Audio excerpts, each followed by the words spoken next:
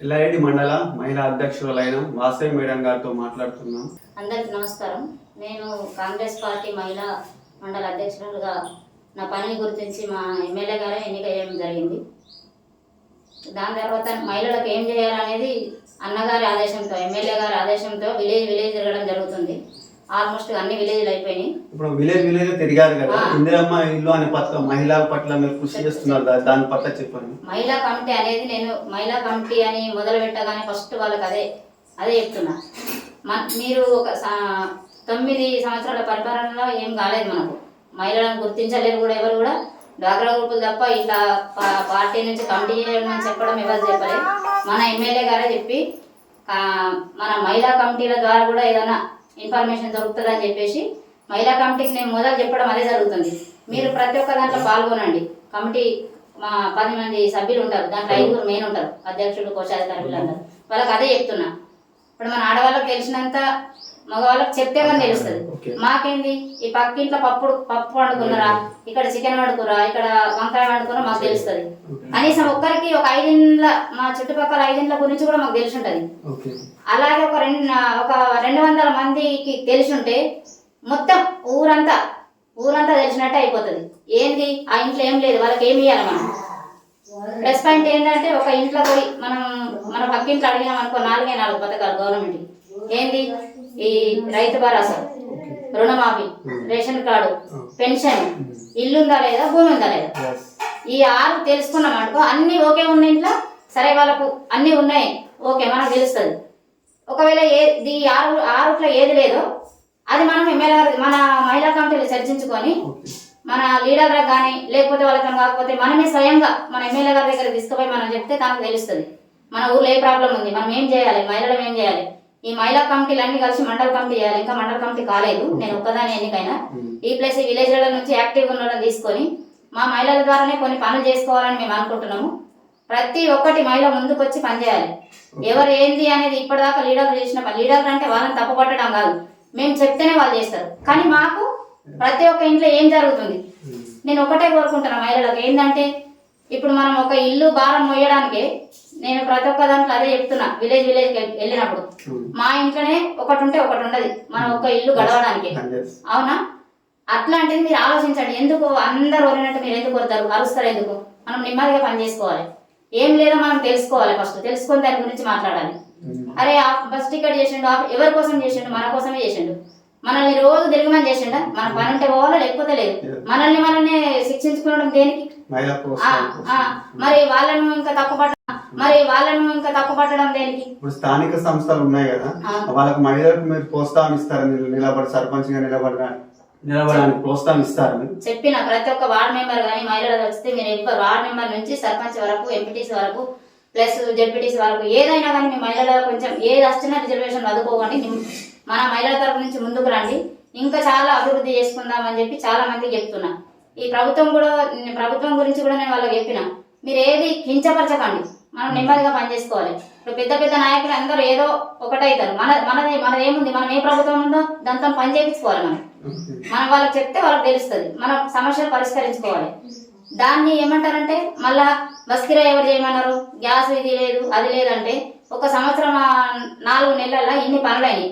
రైతు రుణమాఫీ 9 సంవత్సరాలలో 10 సంవత్సరాలలో జరగలేదు. ఇప్పుడు రుణమాఫీ అయింది. అయితే ఎందుకు అయింది? 100 మందికి అయితే ఒక 10 మందికి కాలేదు, 100 మందికి 90 మందికి అయింది, 10 మందికి కాలేదు. అది కొన్ని పొరపాట్ల వల్ల కాలేదు. దాన్ని ఆ 10 మంది రెచ్చగొడితే వాళ్ళకి మనం సమాధానం చెప్పాలి. 10 మంది మీరైతే రేవంత్ అన్న గారికి పగగారు, ప్లస్ మదన్ మోహన్ అన్న గారికి కూడా పగగారు. మీరు ఈ గ్రామాల్లో ఈ 10 మందిని ఎందుకు వెళ్ళేస్తారు? వాళ్ళ పొరపాటు వల్లనే కదా. మనమైతే పగగారు, మనం ఏంటో సరిదిద్దుకొని నాయకులను కలుసుకొని మనం ఆ పని అయ్యేటట్టు చూసుకోవాలి తప్పితే ఓరితే మాత్రం పని కాదు ఎవరికైనా సరే. ఓకే, వాసవి మేడం అనేవారు ఎల్లారెడ్డి మండలం ఎవరికి తెలిసేది కాదు. ఇప్పుడు మీ రాజకీయ ప్రస్థానం ఎక్కడి నుంచి మొదలైంది? వాసవి మేడం అంటే మహిళా అధ్యక్షుల నుంచి మండలం మొత్తం ప్రతి పల్లెన వాసవి మేడం అనే పేరు వినిపిస్తుంది. దానికి కారణం ఏంటి? దానికి కారణం అంటే ఇంతకుముందు నేను డ్వాక్రాలో పనిచేసిన, డ్వాక్రా గ్రూపుల వెలుగుల. అప్పుడు వెలుగు అనేది లేదు. అప్పుడు పనిచేసింది నేను దేన్ని అంటే యానిమేటర్ గా పనిచేసిన.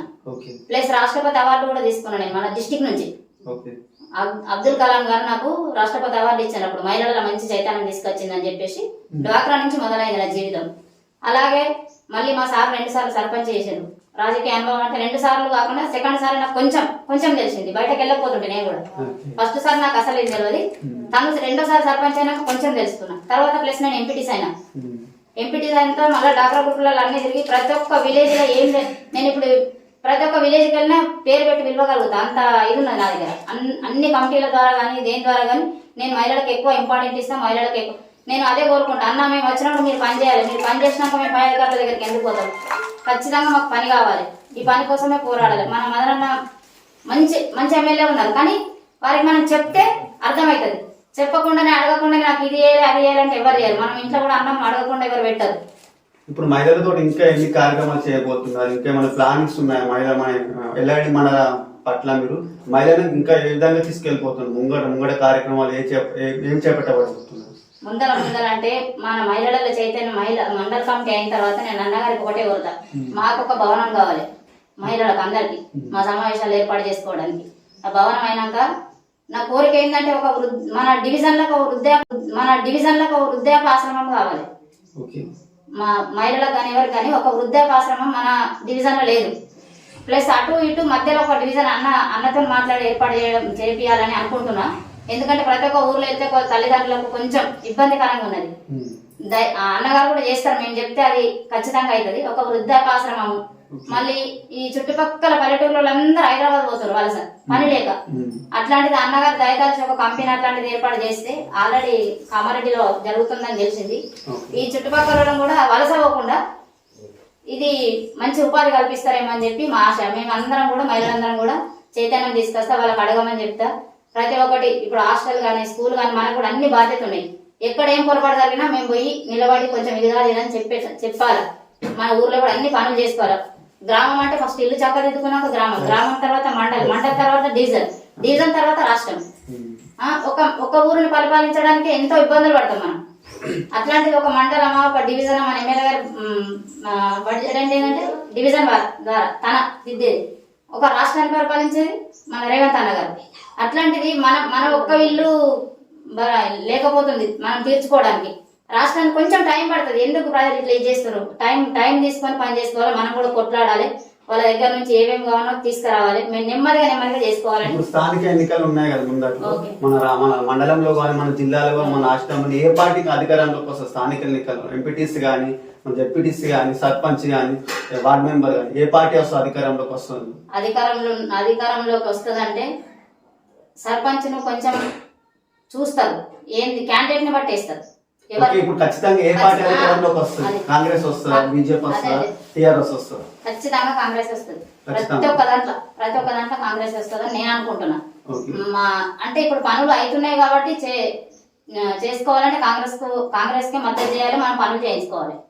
కాంగ్రెస్ గెలుస్తుంది. ఎంపీటీసీ కానీ సర్పంచ్ కానీ ప్రతి ఒక్కటి. ఇక సర్పంచ్ అంటే కొన్ని జాగాల వ్యక్తిగతంగా ఉంటది, కొన్ని జాగాల పార్టీ పరంగా.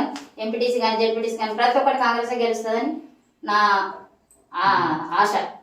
ఇప్పుడు పథకాల విషయంలో రేషన్ కార్డు కానీ ఇందిరమ్మ ఇల్లు కానీ తర్వాత రుణమాఫీ విషయంలో కొన్ని పథకాలు కొంతమందికి అందుతున్నాయి, కొంతమందికి అంతలేవు. ఉన్న వాళ్ళకి వస్తున్నాయి, కొంత ఆవేదన వ్యక్తం చేస్తున్నారు. మహిళల విషయంలో గృహిణులు కానీ పెద్ద రైతులు కానీ ఆవేదన వ్యక్తం చేస్తున్నారు. దాని పట్ల మీరు ఎలా స్పందిస్తారు? అది నేను ఇందాక చెప్పిన, కొంతమంది పడనలు ఉంటే కూడా దాన్ని ఇది చేస్తారు. అట్లా కాకుండా నిన్న ఎమ్మెల్యే గారు కూడా మలయపల్లిలో మాట్లాడడం జరిగింది. మీరు ఏ దానికి నిరాశ పడకూడదు. రాని వాళ్ళే మళ్ళీ అప్లికేషన్ చేసుకోండి. ఖచ్చితంగా ఇప్పుడు మాలాంటి లీడర్ నుండి కూడా విలేజ్లలో గల్లీ ఇల్లు తిరిగి పర్యవేక్షించి వాళ్ళకి లేదా ఉన్నదా నిజమైన వాళ్ళకు మనం అందజేయాలి. అప్పుడే మనం ప్రజలకు మేలు చేసిన వాళ్ళం అవుతాం. మనకు పేరు వస్తుంది, మన ఎమ్మెల్యే గారికి కూడా పేరు వస్తుంది. ఇందిరమ్మ ఇల్లు కానీ రేషన్ కార్డులు కానీ ప్రతి ఒక్క కార్యకర్త మాలాంటి కార్యకర్తలు తెలియని వాళ్ళకి ముందుకు తీసుకుపోయి